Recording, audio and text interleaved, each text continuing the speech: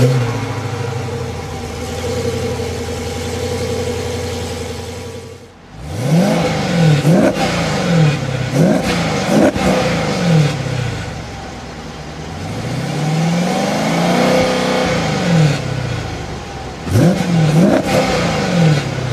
everybody, how's it going? For today's video, let's take an up-close and personal, in-depth look at the second generation Dodge Charger SRT8. With the refreshed 2015 Charger on the horizon, I decided to make this in-depth comprehensive overview and review of the second generation Charger SRT8 produced from 2012 through 2014. We'll start it up and take it out for a thorough test drive, compare the SRT and RT including sound clips, while highlighting performance data, improvements, and unique aspects of both the interior as well as exterior. And before we begin, I'd like to take a moment to extend a big thanks and special shout out to Hendrick BMW Northlake, located at the Hendrick Luxury Auto Mall in Charlotte, North Carolina, for providing the Charger SRT8 featured in today's in-depth review. And so, without further ado, let's go ahead and start her up, let her run.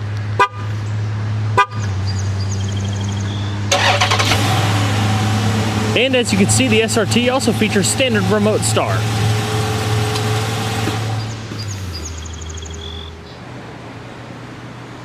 Now this exterior color is known as bright white, and comes paired with an all-black interior with combination leather and microfiber suede across the doors as well as the seat middle.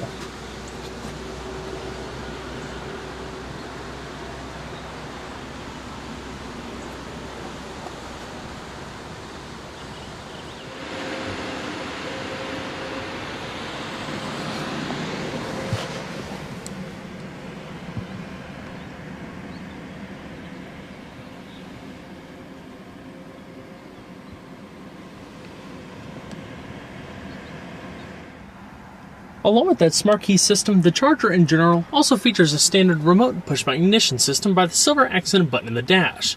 To start, all you have to do is just put your foot on the brake and tap the button to go.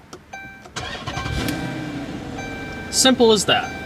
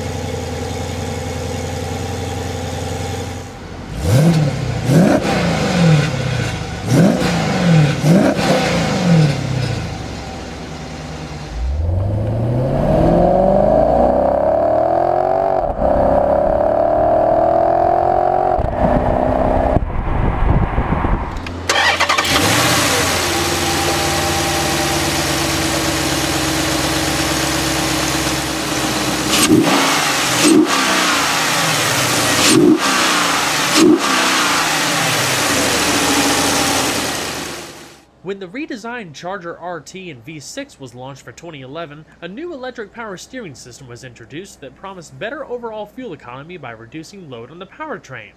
The SRT, on the other hand, retains a conventional hydraulic setup that featured a redesigned steering pump to deliver a more connected feel than the outgoing car and improve on-center response, while offering a more direct and engaging drive than a typical electro-hydraulic setup. It's all routed through an SRT-specific, leather-wrapped, thick-bolstered, multifunction steering wheel with perforations across the sides, satin aluminum trim with SRT logo in the bottom spoke, and subtle touches of chrome brightwork. Despite what you may think, the Charger is quite easy to drive. While it's no sports car, the steering provides a nice balance of everyday comfort with enough resistance to give it a precise, direct feel. Overall, I thought it was responsive and relatively nimble for its size. In other words, it feels somewhat smaller than the outside dimensions would initially suggest. The SRT steering does have more of a natural feeling than the electric setup in the RT, but I didn't think it was a big difference. I love the look and feel of this unique steering wheel, as no matter what angle you're turning at, you still have a thick, bolstered area to grab onto, unlike the smooth, uniform wheel in the standard car. Another thing you'll likely notice about the second generation Charger is how quiet the interior is, thanks to extra sound insulation and acoustic laminated glass. It's a relaxing environment overall with the availability of just about every piece of modern tech you can think of. Ride quality in the SRT is definitely on the stiff side, especially when you're in sport mode. It's not punishing, but you'll definitely notice rougher roads more often than you would in an RT that's also equipped with 20-inch wheels. That being said, the Charger RT is a bit more taut than a 300C, but in my opinion, it's still quite comfortable for daily use. Smaller diameter wheels in some of the lesser trim levels may improve ride quality marginally, but if you're looking for a softer ride, a 300 is a better bet. As far as the gearbox, the 5-speed automatic continued through the second generation, with the SRT receiving unique programming for more responsive gear changes. You even had the added benefit of aluminum paddle shifters mounted behind the steering wheel for manual shifting, in addition to the standard auto stick manumatic feature. Drivers can adjust transmission mapping between normal and track, activated within the infotainment system that I'll highlight later in the video. This is also tied with the SRT8's adaptive damping suspension with 3 modes: auto, sport, and track. While in auto mode, handling behavior is based on a variety of factors from steering angle, throttle position, speed, lateral acceleration, and more, firming up or relaxing the shocks as needed for balance between comfort and sport. Selecting sport locks the dampers to a higher rate of rebound and compression for a firmer ride and tire profile for more agile maneuvering. Activating track mode simultaneously combines the sport mode's tighter dampers with the transmission's track mode, giving the Charger the ability to hold gears while in manual mode, so you have full manual control over the shifting schedule across the power band. Launch control is standard, activated by pressing the electronic stability control button twice. Then, while keeping your foot on the brake, hit the accelerator. The car will maintain an optimal launch RPM of 1,825, and when ready, release the brake with full throttle applied for maximum takeoff. The SRT8 features an active exhaust system that opens up more under throttle for a significant increase in sound compared to a standard RT. It should also go without saying that the SRT is quick, very quick. The transmission performs well, but doesn't offer the quickness and responsiveness as more modern 8-speed automatics like found in other Chrysler Group products. Thankfully, the V8 Chargers will finally receive that 8-speed for the 2015 refresh.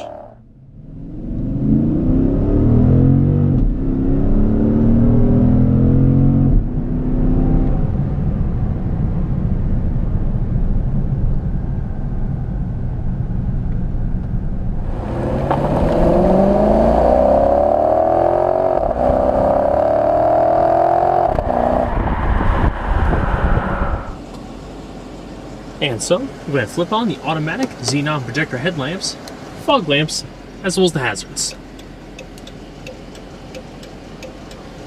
Both the driver's side windows are fully automatic with laminated glass for better safety and noise isolation.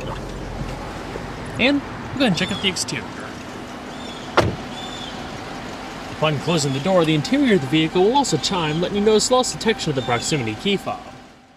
For Chrysler Group, SRT has always been what AMG is to Mercedes-Benz, a division dedicated to providing over-the-top, highly tuned vehicles based on the brand's current model offerings.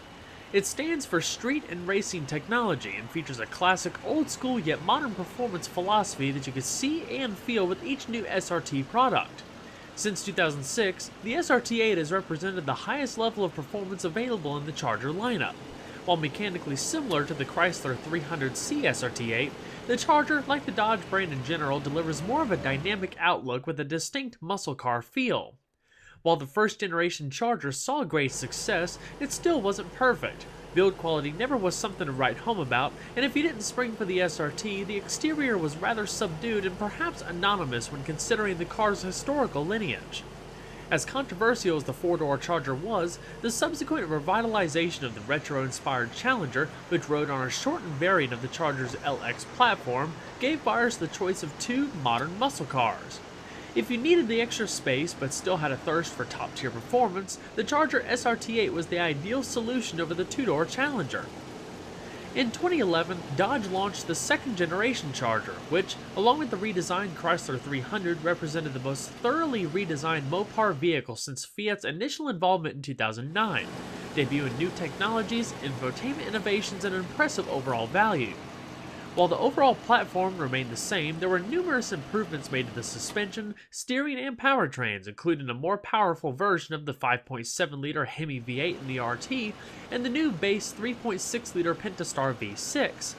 This gave the Charger significantly more dynamism. It feels refined, well dialed in, and downright sporty for a big sedan. While the 370 horsepower RT is no slouch, the performance dial was turned up to 11 in 2012 with the reintroduction of the Charger SRT8. The highlight of the second generation SRT is the new 392 cubic inch 6.4-liter Hemi V8 that first debuted in the 2011 Challenger SRT. Compared to the outgoing 6.1-liter V8, the new 392 benefits from increased horsepower and torque by 45 and 50 pound-feet respectively, with peak torque now available at 200 fewer revolutions per minute. A number of enhancements included a cylinder deactivation feature and improved fuel economy by as much as 15% in the city and 25% on the highway. In an effort to increase power and efficiency, larger intake and exhaust ports were used along with a new composite intake to replace the previous aluminum design. Variable valve timing allows the cams to operate independently, varying with throttle loads and tailoring for power or economy as needed. The all-new active valve exhaust system allows the car to run under 4-cylinder power through a greater range of engine speeds, further benefiting economy while cruising. Helping maximize low-end torque, improved by 80 pound-feet at 2900 RPM, is an active intake manifold with high-lift camshaft and cam phasing. While the engine is an impressive aspect, the most dramatic difference is the retro-inspired body. On the standard car, including the RT, cues such as the twin hood and side profile scallops, full-length hockey stick LED tail lamps, and long profile harken back to the late 1960s. Even the sloping roofline out back carry vestigial buttresses that surround the rear glass. It reminds me a lot of the original Charger concept of 1999, for those of you who remember, a stunning design that also incorporated 4 doors but featured a much sleeker profile. The Charger is a bold exercise in automotive aggression, far different from the more subdued 300, especially when it comes to the blacked out angular headlamps, and I really think that's what Dodge and Chrysler were going for and has given people the option of 2 distinct models, one geared more towards performance and sport, and one for luxury. Exterior fit and finish was also greatly improved, featuring tighter body panel gaps and 0.3-inch less wheel arch gap. The raked windshield was pushed back by 3 inches, accentuating front end length. Visibility was also improved by 15% thanks to stamped door frames and thinner A-pillars. Another notable improvement is that the roof is now laser brazed to the side of the body, eliminating visible spot welds and subsequent moldings to cover it up. In my opinion, even the paint finishes feature deeper gloss and luster than before. The SRT differs in a big way from the standard RT, wearing much more aggressive clothing while being more aerodynamic for high-speed stability. Up front, a robust front fascia features a larger air dam below, brake cooling ducts, chrome accent and projector fog lamps, and a large chin spoiler. The center grille is blacked out entirely with a slimmer crosshair grille wearing a prominent SRT badge. The hood carries a massive air extractor that works to pull out hot air from the engine bay and reduce air pressure that builds up front. Subtle 6.4-liter badging on the fender highlights displacement. While a black roof was optional on Chargers at one point, this black hood was done after the fact. Across the side skirts jut out further, highlighting the SRT's lower ride height. At the rear, the fascia is much more defined, with flared sides and vertical extensions of the taillight surrounds. A modified spoiler graces the deck lid, while an aggressive lower diffuser highlights twin chrome exhaust tips signature to the SRT. The Charger SRT8 receives its own unique wheel and tire package consisting of 20x9-inch forged aluminum wheels with black painted pockets and polished face, proudly displaying the SRT logo. They're wrapped in 245/45 Goodyear Eagle all-season tires, able to hold up to 0.89 G of lateral cornering forces. As far as the brakes, the SRT receives large internally ventilated and slotted discs with 4-piston red Brembo aluminum calipers at each corner. Up front, there's 14.2-inch discs, while the rear carries 13.8-inch discs. With this setup, the SRT is able to stop from 60 miles an hour in an impressive 108 feet. For extra safety, there's a collision anticipation feature that can detect if you're about to make a panic stop. To avoid a potential collision, the system preloads the brakes to provide immediate deceleration response. The underbody also integrates brake cooling ducts to reduce fade under harder use. The fully independent coilover suspension carries double wishbones in front with a 30mm anti-sway bar and a 5-link design out back with a smaller 18mm anti-sway bar. Overall length is 200.3 inches with a width of 72.4 inches and a height of 58.3 inches, running on a 120.2-inch wheelbase. Total curb weight is around 4,300 pounds with a weight distribution between the front and rear of 54% and 46% respectively. So let's go ahead and pop the hood. Like we talked about earlier, the highlight of the second generation SRT8 is the new 392 cubic inch 6.4 liter Hemi V8 that first debuted in the 2011 Challenger SRT. And like the 6.1 liter before it, the block is also painted in Hemi orange. The engine features a tried and true old-school push-rod operated overhead valve design with an iron block, aluminum heads, port fuel injection, a compression ratio of 10.9 to 1, and 2 valves per cylinder. It produces 470 horsepower at 6,000 RPM and 470 pound-feet of torque at 4,300 RPM with a red line of 6,400 RPM. This translates to a 0 to 60 time around 4.2 seconds and quarter-mile times around 12.6 seconds at 115 miles an hour. Top speed is drag limited to 175 miles an hour. As far as the fuel economy, the SRT carries a 19.1 gallon tank. While running on recommended 91 octane premium fuel, expect a range between 14 miles to a gallon in the city and 23 on the highway.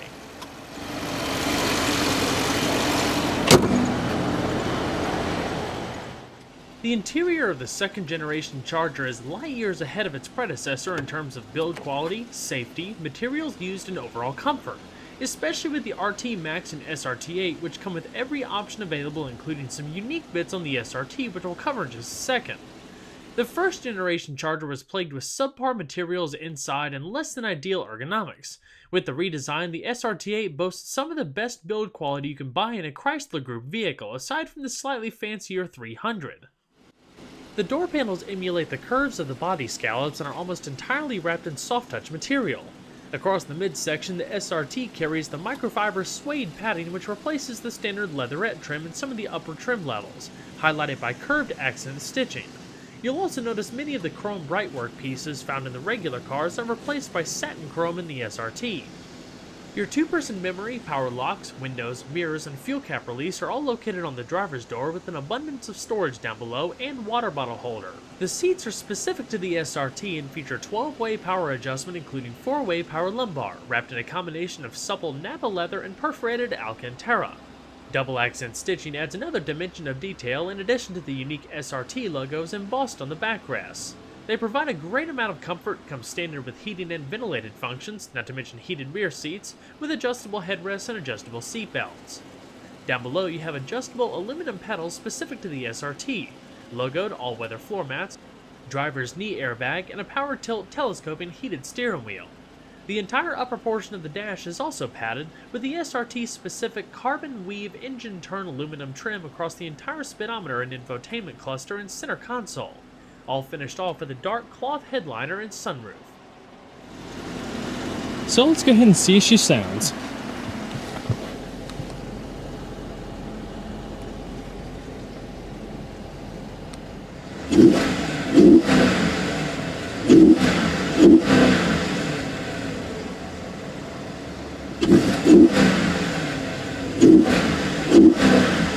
There is a rev limiter in park and neutral around 4,000 RPM.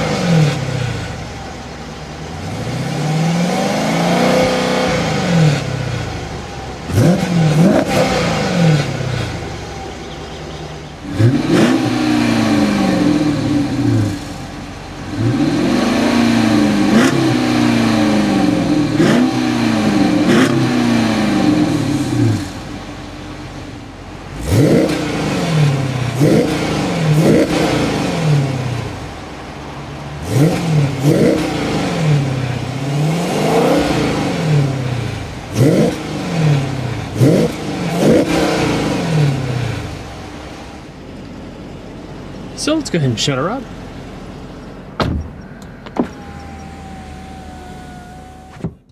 Available exclusive to the SRT is a high-performance 900-watt 19-speaker Harman Kardon surround sound system with 12-channel amplifier and included 10-inch subwoofer out back. It's all routed through the excellent Uconnect 8.4-inch Garmin-based navigation telemetrics mobile media interface.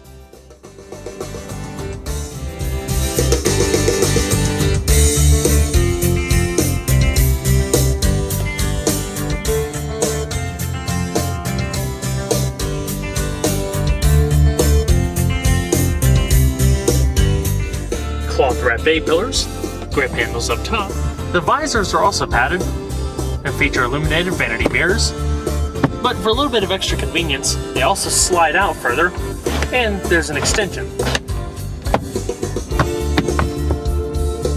Standard auto dimming rear view mirror, and in the top stack you have 3-position garage home link, LED interior illumination, as well as reading lamps, and a padded sunglass container. Not to mention, one-touch open and close automatic sunroof with a little wind deflector that pops up.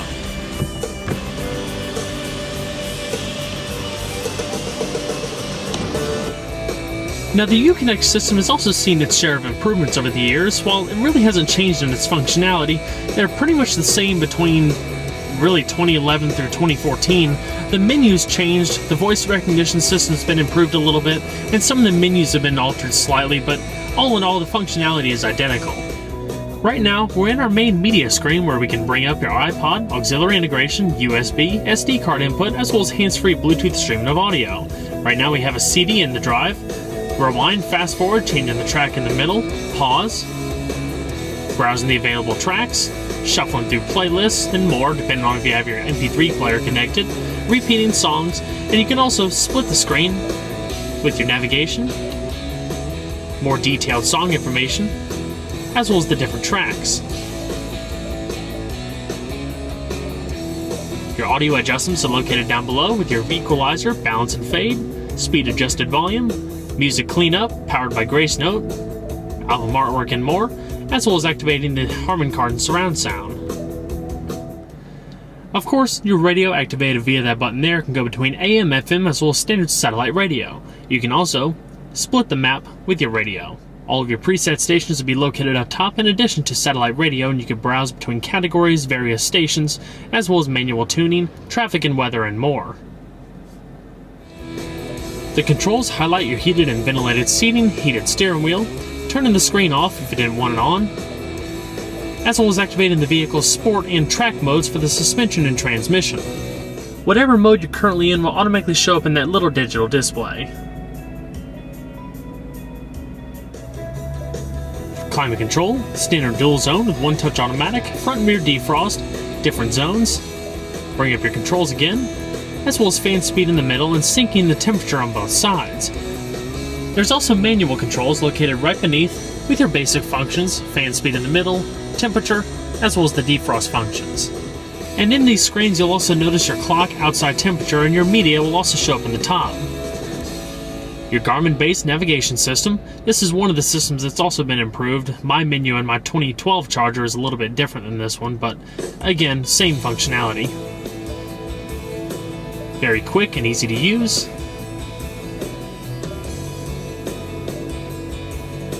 And a pretty high-res map. Like I said, with real-time traffic updates. Built-in calculator. If you're familiar with any Garmin systems, it's pretty much identical to those.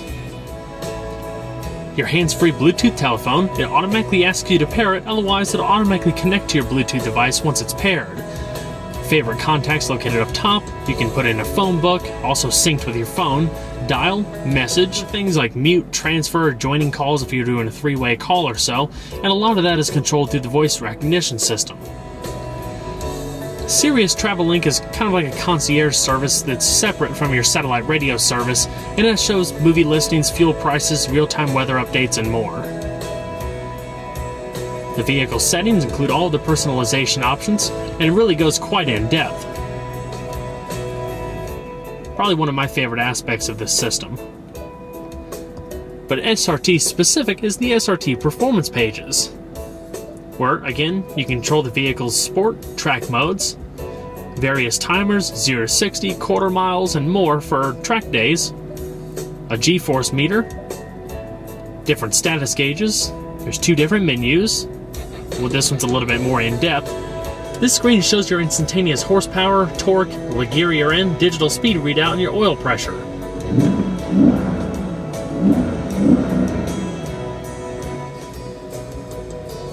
Handling. And you can also customize it, different pictures, colors. Definitely a pretty cool setup. Continuing on down below, your climate controls like I talked about earlier, single disc and dash CD player, traction off to the far right, and your hazard switch. Basic radio knobs, tune, scroll, volume, and power up top as well. A little storage down below with a 12-volt power outlet, another pocket in the center console, as well as 2 heated and cold cup holders. Not to mention a full padded center console with a removable tray, coin storage, auxiliary USB, and another power outlet. There's also ambient illumination nice so you can see inside easier. As far as the steering wheel, on the right hand side is your cruise control as well as adaptive cruise activation. You can switch between regular cruise if you don't want the car guiding you, or adaptive cruise, then power it on, and set the distance. On the left hand side are the controls for the driver info system as well as your hands-free telephone and voice commands. Help. You can interrupt this help message at any time by pressing the voice button again. To play your music, say something like, change source to iPod. To listen to the radio, say something like, tune to 95.7 FM. Cancel. So like with other voice recognition systems, you can basically control everything from that system if you didn't want to fiddle with anything while driving. The driver info system is a pretty neat setup, and this has also been improved over the years. The 2011 screen was a little dated looking, but they came out with this red accented, more high-res unit in 2012. Vehicle speed, trip computer, tire pressure monitoring system, vehicle information, various status gauges. You can also turn the menu off and bring up your SRT pages.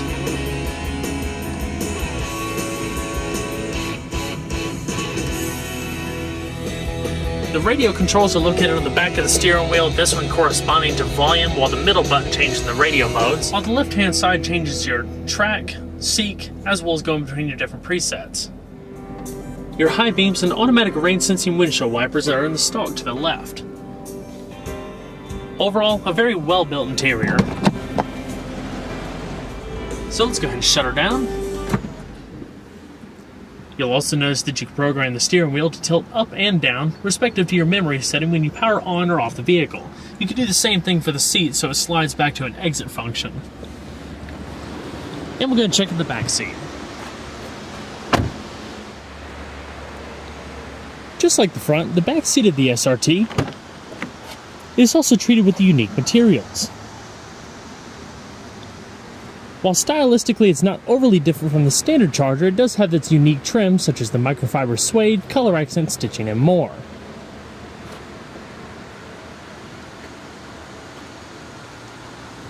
The back seats can also fold down if you'd like some more storage space, and I'll show that when we get to the trunk portion.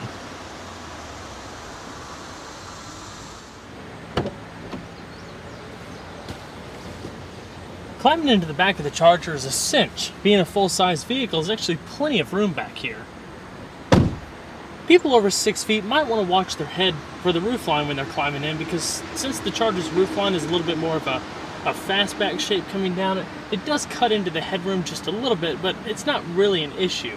Once you get inside, there's a plentiful amount of headspace and leg space.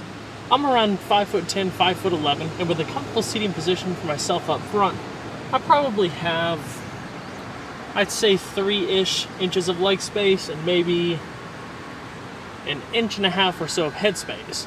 Now, take note, the headliner actually ends right here. And what Dodge did, they put these little tint strips, I guess if you will, across the rear of the back window, so it still allows a little bit of light to come in, but when you have your head sitting back here, the sun isn't going to bake you, so that's a pretty nice feature. Backseat comfort is also really good for this particular class.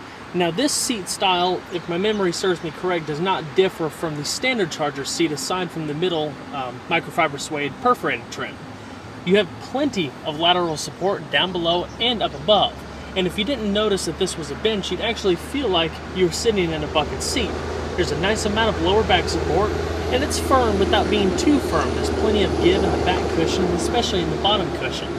As far as back seat amenities, you have 2 storage pockets on the back of the seats, grip handles, coat hooks, and illumination. Of course, side curtain airbags to the rear passengers, and available 2-stage heated seats, which pretty much come standard in all of the upper trim levels of the Charger. 12-volt power outlet, interior ambient illumination at night provides a little bit of a blue glow inside, which is pretty cool. And you have a full padded armrest that also illuminates blue so you can see the cup holders at night.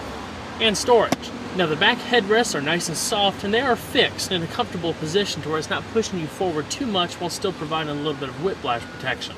You can sit a third person in the middle here. There's an adjustable third headrest, but legroom is going to be a little bit of a pinch, so I would recommend that for shorter individuals or just for short trips.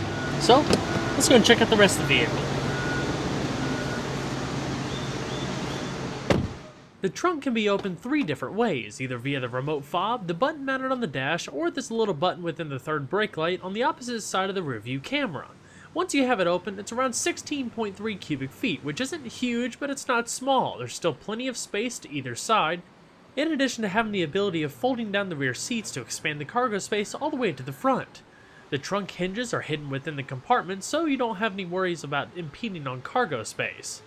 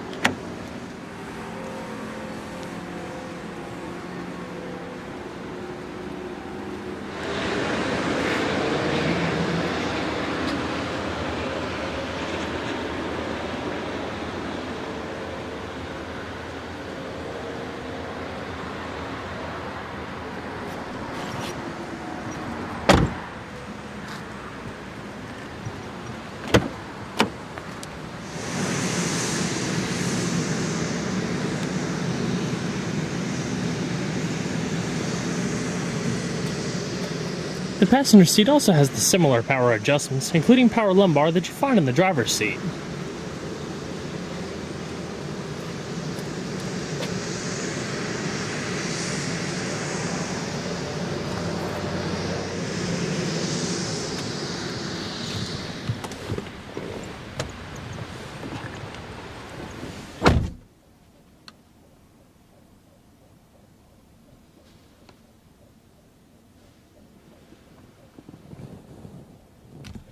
The glove box is also lock-in, has a nice amount of space, 2-tier, lined in felt, along with illumination.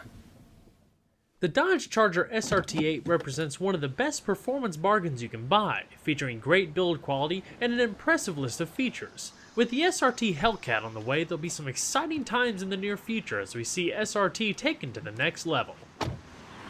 Well everyone, I hope you enjoyed the in-depth look at the Dodge Charger SRT8. Be sure to stay tuned next time, there's a lot more where that came from. Take care everybody.